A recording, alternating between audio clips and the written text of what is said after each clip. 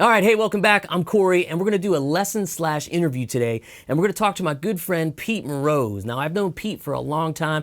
He's a fine guitar player in his own right, but even better singer, and that voice of his has led him to The Voice on NBC. That's right, this season in 2021, Pete is absolutely crushing it. It's been amazing to watch his journey right from my living room couch. And there's my buddy right up there, right on NBC. He's on Team Blake, and we're going to talk about his journey from his audition up until where he's at now and how you can support him and vote for him on May 10th. And we talked about, not only guitar playing and singing and confidence and being your own artist in person and all that kind of stuff, but how you can take a song and really make it yours to give yourself the best presentation. I mean, that's what these guys and gals have to do when they're doing those blind auditions. And he got not only John Legend, but Blake Shelton to turn his chair around. What we're gonna do here is we're gonna jump right into Pete playing Can't Find My Way Home, the old Blind Faith song with Steve Winwood absolutely crushing it with that amazing voice. And then we're gonna talk about Pete's version. I'll give you some sort of roadmaps of how you can play this song. We'll talk about playing it with 2 different tunings, actually maybe 3 different tunings. And then we'll talk to Pete and just, experience his experience through a little interview, and he'll give us some words of wisdom and advice. All right, but first, this is Pete Mroz doing Can't Find My Way Home for his Voice Audition 2020 on NBC. Let's check it out.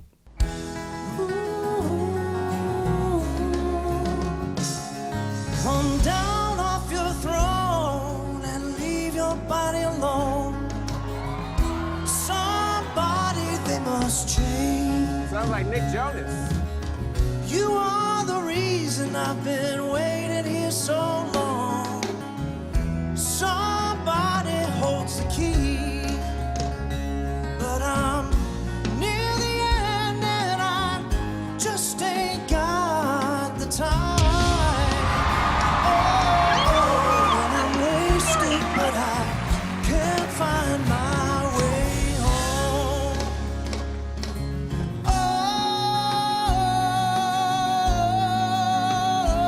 no, I can't find my way home. But I'm near the end and I just ain't got the time. Oh, and I'm wasted, but I can't find my way home. No, I can't find my way home.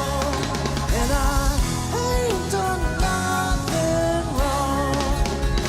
Still, I can't find my way home. No, I can't find my way home.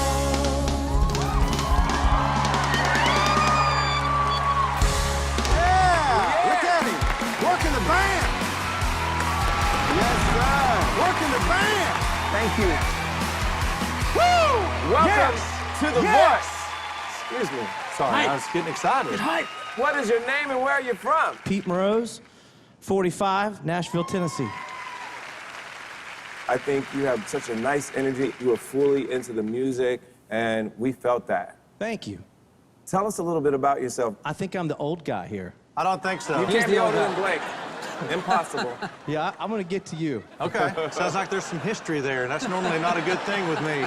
He pointed to you when you turned around. No, I cut my chops writing songs in Nashville, and I sang under a name Pete Mitchell. I know. Oh, my And God. I was in this group called the Young Riders. I was in a group also called the Young Riders with Pete. Oh, my God. Wow. Are you serious? I've seen this guy in 25 years. 25 years! Oh, 25 my years? God. You stole my bass player. No, I gave you. Oh, my God. I gave your bass player a job. That's true, you did. We're in a group with him and he doesn't remember No! you? I haven't seen this guy in 25 years. Oh my God. When you first got to Nashville, you were more of a blues guy. That's all right. You had that good hair. I had the mullet. He had a good mullet. Oh, You my rocked it. God, man. That's questionable. I think the best way to get back at him for stealing your bass player would be to disappoint him and join Team Legend. No, all we're gonna do is get the old group back together. When we say group, it wasn't exactly a band. No, we kind of got together in Nashville. They do these things called songwriter rounds. Yeah. And then you kind of each do your thing. When he stole your bass player, which we all know he's a liar and a thief, did you hold resentment for 20+ years? Yes. I mean, right now would be the time to settle that score. To get back at him! How perfect is it that John Legend turned his chair for you? I love this idea. You got to go with John. And I'm not against Blake. He's a buddy of mine. That's funny because it sounds like you're going against Blake right there. I am totally going against Blake. Takes 3 of them to gang up on me to beat me. That's You what know it what's is. interesting, Pete, is Blake and Nick have been ganging up on me. Now that's not true. That's actually true. That's not true. And I am honest, and he is a liar. These are I'm Team Legend disgusting this moment. Hollywood lies, Pete. Says the guy who Disgusting. is getting married to Hollywood. And how'd that happen? I don't know either. I'm just going with it, buddy. He stole her just like he stole your bass player. Listen, obviously, we would have a blast if we got to work together again. No joke. I would love it. Pete, who do you pick as your coach?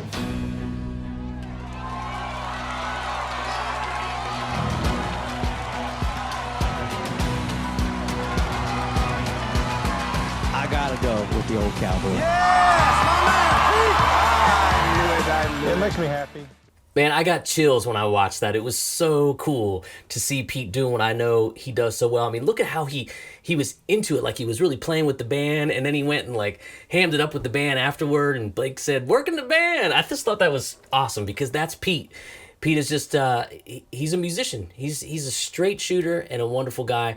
And let's talk a little bit about how he plays Can't Find My Way Home. So I'm playing this guitar in standard tuning right now, and he starts it in that version you saw there, going from F to a G and then a D.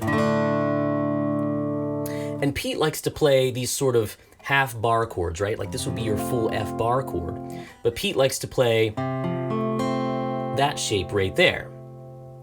And that's just giving you the fifth in the bass, which is going to be C, F, A, and then C again. And I don't think he plays the top string. And that's pretty common because I always talk about on this channel, you know, the meat of the guitar, the inside 4 strings, that really sits well in your ensemble for sure. So he starts out F, G, D.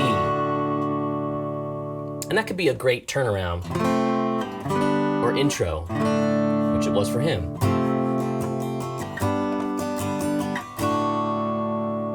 Okay, then he goes to the verse. Now this is how Winwood does it for sure. Now check these chords out. I'll tab all these out in like whole note fashion so you can get your hand around them. Because the key is, you're gonna play this in any strum pattern or picking pattern that you like. It's so fun to do. It's a great progression. And you'll see this progression in other songs in the future, I'm sure. So start here. Now you could think of like coming out of a C add 9, but what I want you to do is you're gonna play more of a C sus2, right? We're gonna have a C, then a D on the 4th string open, that's your sus2, G on the 3rd string open, and then another D. This is a really common move. And I'm using my 2nd and 3rd fingers on the 3rd fret there.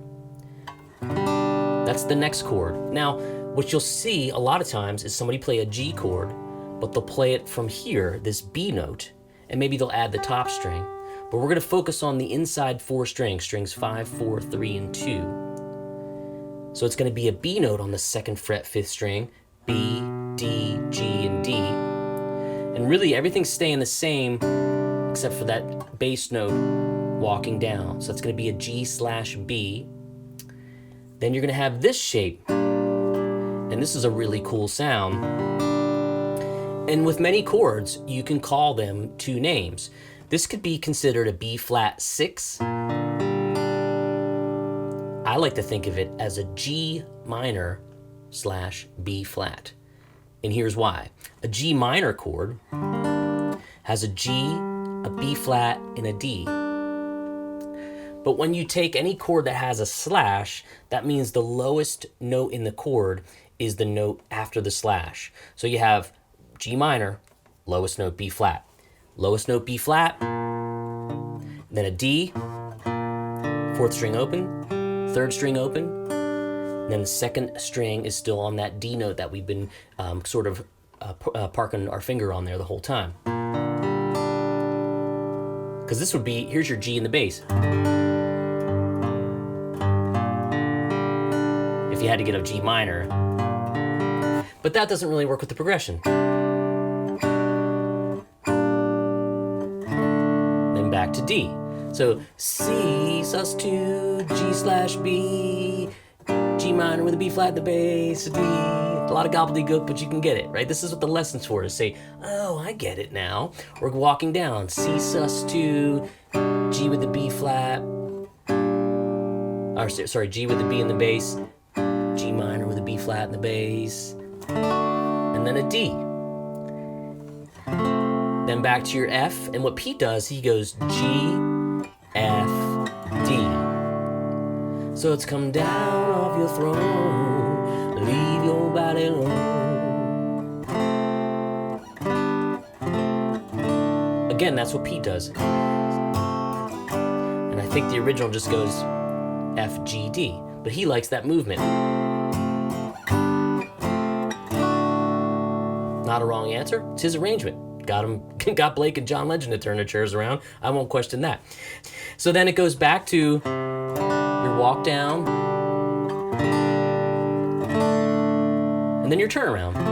But Pete cuts it in half to F, G, and D. Now the bridge, or the chorus if you want to call it that. To a G, Pete does this one.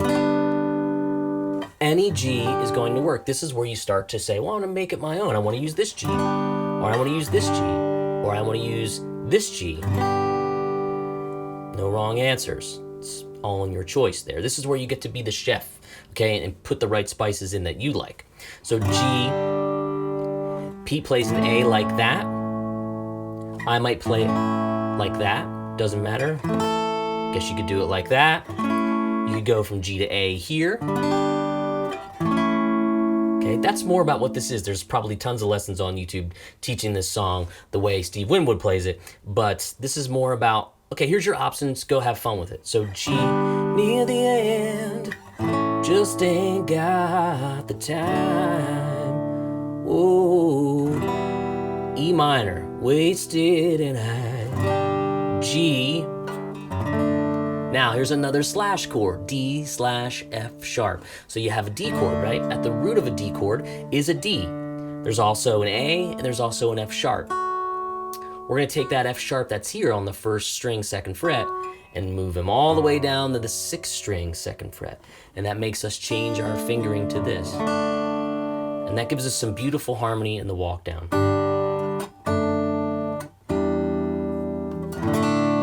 So, wasted and I can't get up that high. Can't find my way home. Now he goes to this section where he did the oh. So you know this already. Can't find my way home. Now if you're in a band, what would be really cool is you could just keep kind of looping that.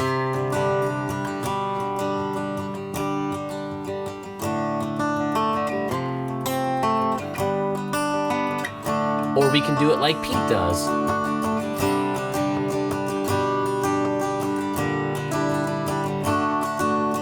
F, G, F, D.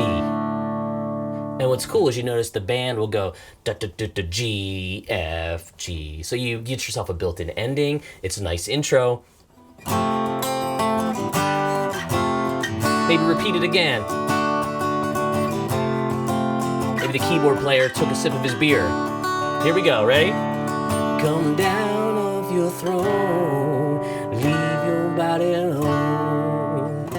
Somebody Pete's way goes like that. Now, we talked in the video about how some folks, particularly here in Nashville, will like to take their acoustic guitar and tune down a half step. And what that does is it gives you a half step lower, but it allows you to maybe meet your voice a little bit. Come down off your throne, leave your body alone. Somebody holds key. You know, so then what we talked about was just capoing on the first fret, playing your same open chords, then now you're back in sort of your original key or original tuning. I've had to do that so many times here in Nashville, so much so you may have seen videos of me using the drop Digitech pedal that actually changes your tuning and does a pretty good job of it. Never tried it on acoustic though. But acoustic guitars sound great. Half step down. Just works great, right? So now, you could do that. It means you turn every string down a half step. So your E will go to a D sharp, so on and so forth. You know, and as you go up or down, whatever way works for you.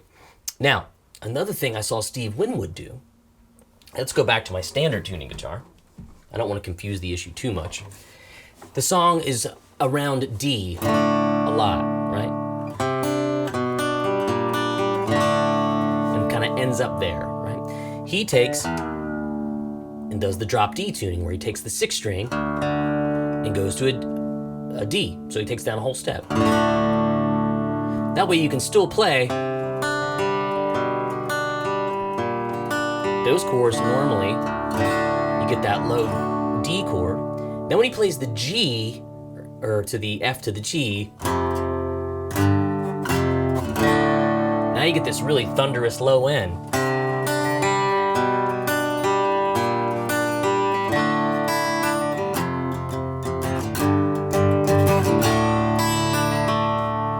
Do all kinds of stuff. Check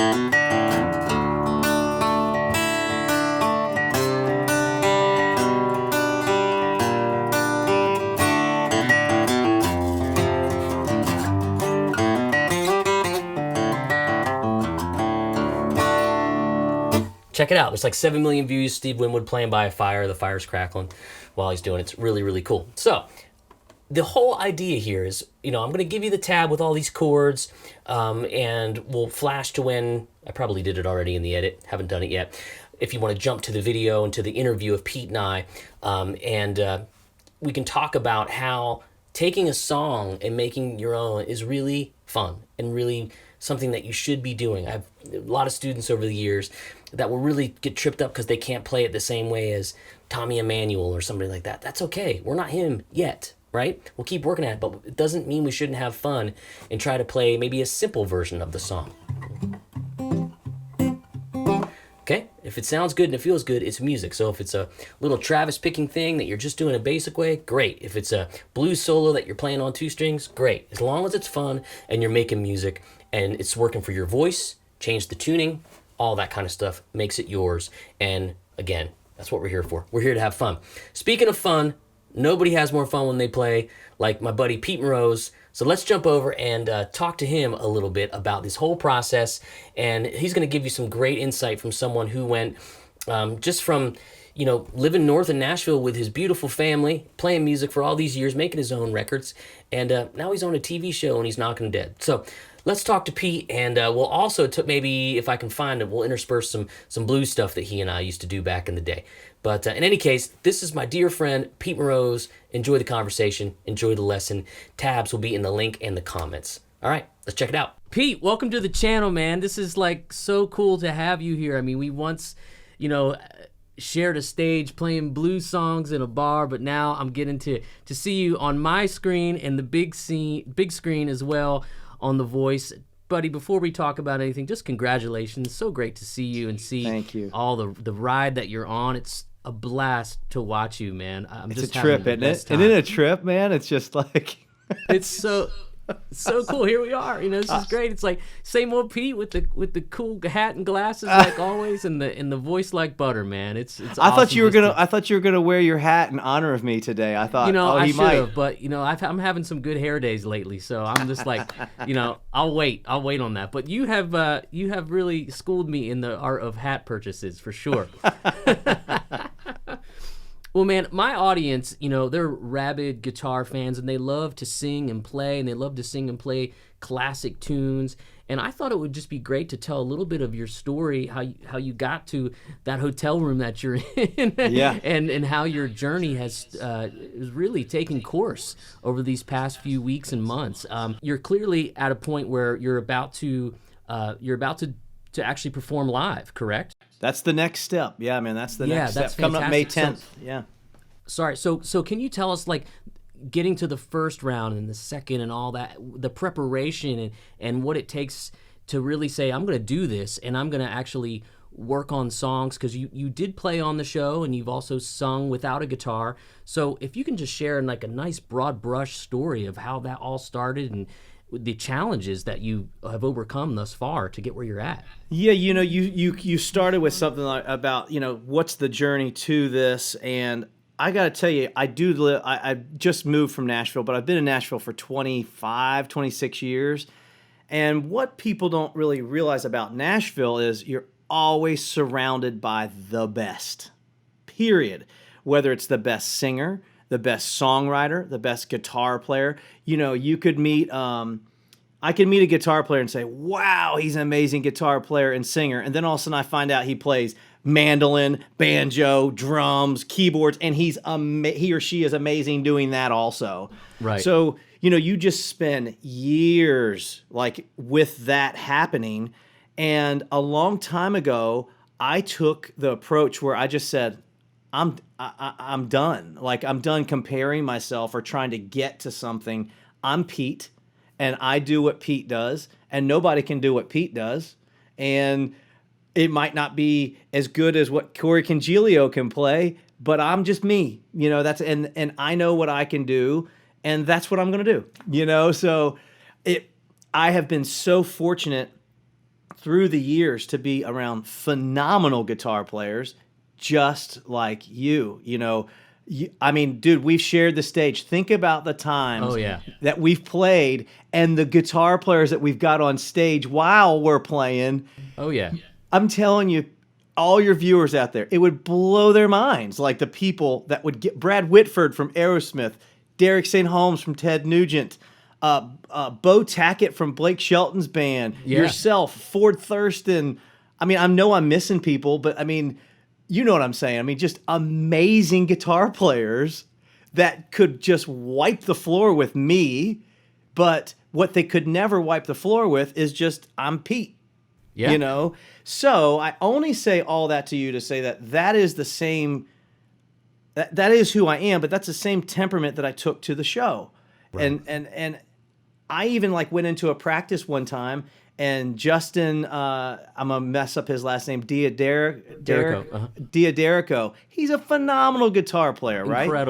Incredible. Okay, so here I am with a guitar playing. Do you think I really need my guitar to be through the monitors and a part of the song? Really? You know? And that, in my early 20s, I couldn't have laid my ego aside like that. Right. You know, I'd been like, oh, no. I can't hear my guitar. My guitar needs to be in the mix. You know, versus like, no, it doesn't. Not for this particular platform, you know? Right. So I start the song off, and then it gives me the ability to pull off the guitar and to entertain and to point and to come back into the guitar world and play. Right. So getting to the show, I would tell you, has been such a long process of lots of side turns this way, roads that way, you know, and it's always been a goal of mine to be on the show, but it always hasn't been just like a driving force. I'm just living, you know, whether Corey and Pete are playing with the whiz bang on a stage, right? You know, or I'm on the stage of The Voice. Yeah. You know, I mean this in my heart of hearts. They are the same to me. They truly are the same. And you can probably attest to that because you've stood next to me many nights for many hours.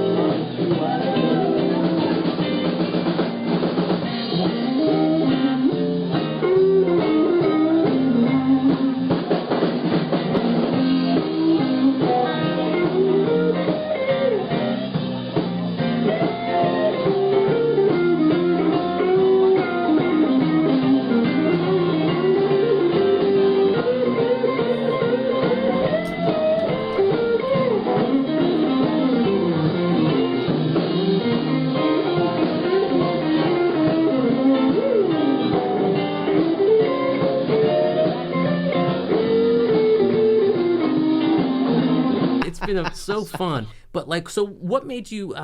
Did you choose that first song that I you did. sang? Can you tell us I about did. it? The first song that I did was "Can't Find My Way Home" by Blind Faith, for the people that maybe have not seen it. And that is a song that anyone that knows me knows I love Eric Clapton. And the song was written by Steve Winwood, and it was a band that Clapton was with. Steve Winwood, who is it? Ginger Baker. Ginger Baker, and, yeah. And forgive me, but I can never remember the bass player's name, and that's horrible that I can't remember his name. But anyway, Rick something, I believe. Anyway,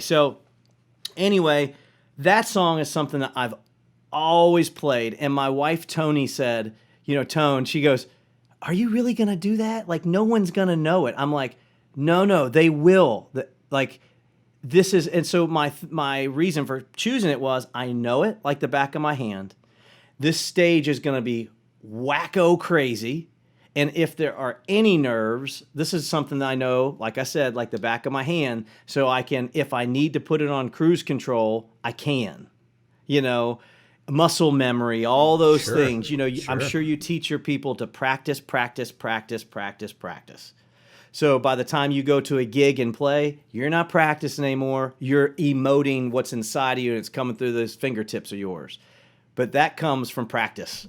And you also can't account for the fact that you have television cameras on you, a bunch of people around that you've never, it's a different stage. You know what I mean? So you have to lean on what you're comfortable with. Yeah, you know how quiet it is there in your studio right now? What's that? You know how quiet it is there in your studio right now? Yeah. That's when you step out there on the stage, that's how it is. You could hear a pin drop. Wow. And that is like none other. I've been telling people it's like this. When you go to record as an artist, you know that when you're going in to record, it's going to be very, homogenized, like very quiet, and because you want to get the best tones. And so it's a different feeling when you walk into a studio than playing live, obviously. So when you go in, there's a bit of an anxiety that happens when you go into a studio. It just is what it is, and especially if you don't spend much time in one. That's right, but that's what makes studio musicians artists in their own right, because they know how to thrive in that very quiet environment. They can still bring an element of live into a studio when there is nothing that's alive. You know what I mean? No immediate feedback. Right. So being on that stage is just like that. Wow. Yes. So here I am, walk up on the stage, and I hear 2, 3, 4, boom. Ah, like here we go. It's like it's go time. And man, that is where, like I will say again to your viewers, practice. Because had I not practiced for 25 years, a bazillion times, me personally, I would not have been able to do that. And seem so, as people have said, I've seen a lot of comments. People said, "Wow, you just look so calm. You just look so this." It's because I put the work in, and I was so focused, Corey, that when the first chair turned, John Legend turned, I didn't even realize that was John Legend.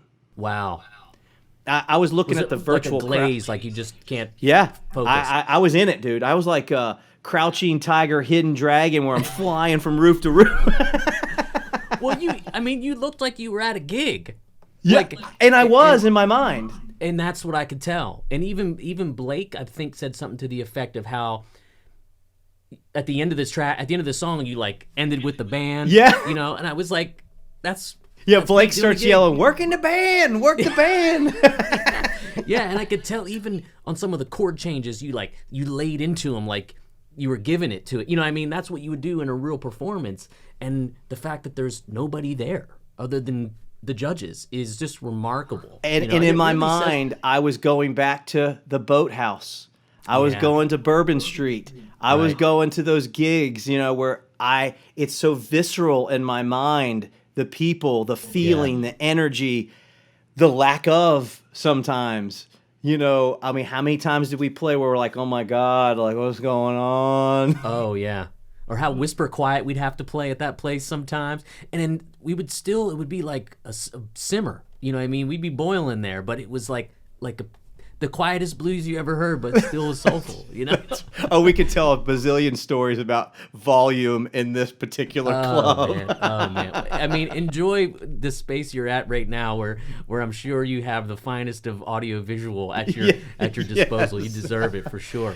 But, you know, not to chase too much of a rabbit, but the reality is like that was the first song I picked, and I picked it was very intentional why I picked it, and they were very kind to let me play that song because it's not just as so easy to pick a song and play anything you want. There's all kinds of clearances that have to happen and permissions and stuff like that. So, man, it was God sent to me that I got something that is so personal to me to be the first song that I get to sing to America. That's fantastic. And I could see it even in the judges who didn't turn around, and Nick, and like, you could see the look on their face was like, this is interesting, because, you know, singing, you know, shows of their type have been around for a while, and people come out guns blazing. Do you know what I mean? And you have this wonderful quality of building the song. I mean, even the last song I heard you sing, I was shocked, and I thought was interesting. Yeah, you sang that classic tune, but now you're singing some stuff that's more modern. And it's so interesting to hear this other side of you, because I've heard you sing Every Day I Have the Blues for years, you know, and then to hear you sing this more modern stuff is really, it's really pretty exceptional, frankly, to see you shift gears like that. And it shows your range, not only as a vocalist, but an artist in general, and how you put the Pete stamp on it, for sure. I mean, can you talk a little bit about how that process is to make it your own? Yeah. Or in general, like when you pick up a guitar to play, does it, like, how all that comes together to make it so it's a good Pete performance? Yeah, I'll make it really kind of 101. So I'll lead you through my process of what I do. Yeah. You know, I'm like anyone. You know, I don't always know exactly what key I'm going to sing in, and some things work better with my voice than others. So, you know, I'll pick my guitar up and I'll start with the original key. And sometimes if I get lucky, I could sing it. In this particular case, Steve Winwood was in his early 20s. He might have been 19 or 20 at the time. He was a baby. He's like just past Spencer Davis group. That's right. That's exactly right. So his voice was just pure, young. I mean, just like, there was no life that had hit his vocal cords yet at all. or a lot of cigarette smoke, either way. That's right. So I believe he originally did that song in the key of E flat, maybe, or maybe E. It might have even been E, but that's pretty high. So what I decided to do was just kind of, I tuned my guitar down a half a step, because I like the tone of the guitar as it goes into a half a step down from standard. Right. And then I kind of work my way from there. As backwards as this might sound, is I'll go down a half a step, and then I'll start working with a capo. Right. And because I know that my end point, as low as it's going to go, is still a half a step down. Right. So what that allows me to do is everybody, I won't play, but I'll show you some chords, right? So my chords that I play a lot in, a lot of my original stuff, are in C. So I like that shape. Yeah. I really like that shape. I like to be able to play a C here, walk down, and then go into like an F with my thumb. Right. You know, play this F and slide to a G. Use your thumb a lot. Yeah, like that. Yeah. And all my acoustic guitars I've had have a V shape, which is the shape of your hand, right? Right. So it makes sense that's why I learned that kind of because Clapton plays it, and that's kind of the guy I learned from a lot of my stuff, and I always saw him do that, so I just naturally learned chords like that. I tell you that to say that allows me to tune down a half a step, but yet capo on the first fret and still play that shape. Right. So you're still in C then at that point, even though you still keep there. it up. But if you have to go down, then you're like you're in B. That's right. That'll make all the difference in the world. All the difference. And it all depends from a singing standpoint, like, how am I feeling? How's my voice? Right. Is my voice like, on, or is there, I don't know, is there something in the air where I'm feeling a little, it is what it is, Yeah. Those you just learn that over time. Those are vocal tricks and things that you understand. It's knowing who your voice is and what your limitations are. I had a voice instructor tell me the key is everything. It's all about how important, how you're singing it. And I would go into my lesson, I was like, well, I have to play it here. This is the guitar part. She's like, it's not your key. We have to change it, you know? And then I was like, oh, the presentation of my vocal is what's most important. And now I put songs in that I record and I put them in a slowdowner app and I change the key. It's like, maybe it would work there. And sometimes it's just too far off and it sounds weird, but it's usually within a half step of, or a whole step maybe. So I think what's important, if I can extract from this conversation, is don't be tied to the key of the song. And I think that's so important. I mean, find your key, find your voice. Right, for sure. And key, voice, that conversation. Find everybody has chord progressions they love to play. Right. With that, you know what I mean? And so absolutely, I would urge people that anytime they find any song that they're jamming along to, once they learn the song in the original key, go to the key, transpose it, and go to your key that you love, and you'll find that is like where the journey to songwriting almost begins. Yeah, because now you've dipped your toe in the water of making it your own. Yes. You know, because you will inherently, Corey, play these chords a certain way that are not the way that the recording is, and that causes you to sing it a different way. Right.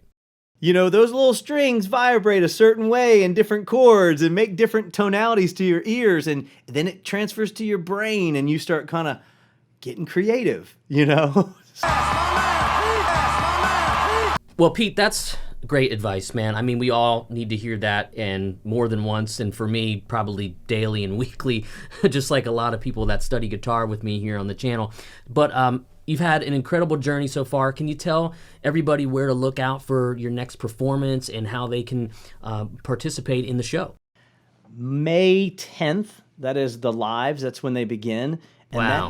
that date is very important, man, because May 10th. The only way,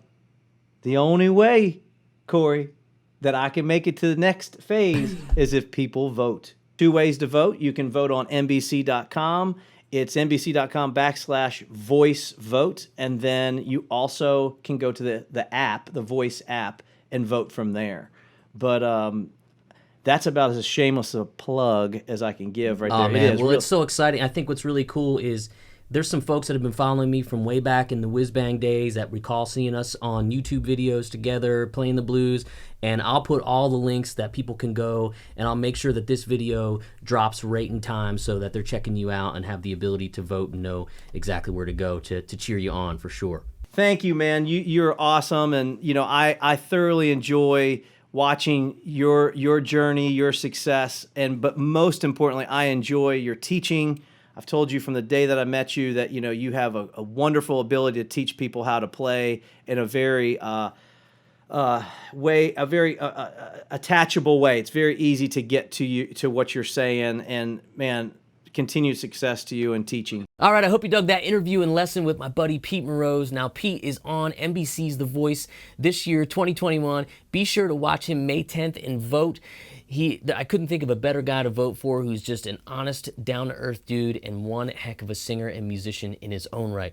So make sure you check out Pete Mroz. I'll put all the links below to how you can actually connect with him and also how you can connect to NBC so that you can vote on May 10th. It's going to be in the video description. I'll send an email out to my list too, so if you want to get on my mailing list, make sure you drop me a line there too. All the stuff will be listed below, as well as the tabs in the video description and the comments as well. All right? That was a lot of fun, and it was nice to take a little break and come back with a fun sort of different lesson and all about how to make a fun classic song like Can't Find My Way Home and make it yours and introduce you to Pete Mroz finally after all these years. He's in a great spot with a lot of eyes on him, and I'm pulling for him. All right, everybody, thanks so much for hanging out. Pete, best of luck. Love you, bro.